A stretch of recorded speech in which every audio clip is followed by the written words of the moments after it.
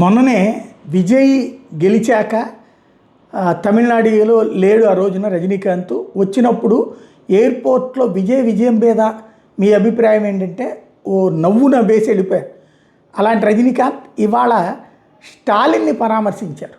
ఎందుకు అంటే ఓడిపోయినందుకు. ఈ సందర్భంగా కీలక వ్యాఖ్యలు చేశారు. నేను రాజకీయాల్లో లేను, విజయ్ ముఖ్యమంత్రి కావడం మీద నేను ఎందుకు అసూయపడతాను, కమల్ హాసన్ సీఎం అయితే అసూయపడేవాడినేమో అంటూ సరదాగా వ్యాఖ్యానించారు. విజయ్ నాకు సమకాలికుడు కాదు, ఆయనకి నాకు 25 ఏళ్ల వ్యత్యాసం ఉంది. తమిళ ప్రజలు మార్పును కోరుకున్నారు, అందుకే విజయ్ని గెలిపించారు అంటూ అభిప్రాయపడ్డారు.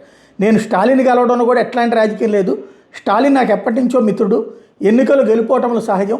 కేవలం ఆయన స్నేహపూర్వకంగా కలిశాను, అది ఒక బాధ్యతగా భావించాను.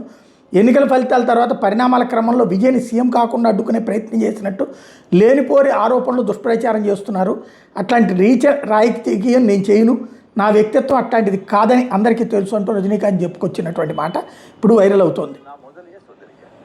நான் விஜயை நான் இது கம்பேர் பண்ணிக்கிட்டா அது எனக்கு விஜய் என்ன பற்றி கம்பேர் பண்ணிட்டா அவரு சின்ன வயசுல அவர் பார்த்துட்டு இருக்காரு.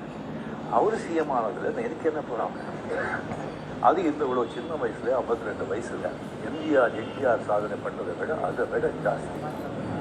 கம்ப்ளீட்டாக சென்டர் பிஜேபி எவ்வளோ பெரிய அது பவர்ஃபுல் சென்டர், இங்கே 2 பெரிய கட்சிகளை எதிர்த்து தனி ஆளை ஜெயிச்சிருக்காங்க. அது நம்ம சினிமா இண்டஸ்ட்ரியில் இருக்கு. எனக்கு அது பொறாமே இல்லை, ஒரு ஆச்சரியம் கலந்த ஒரு சந்தோஷம்.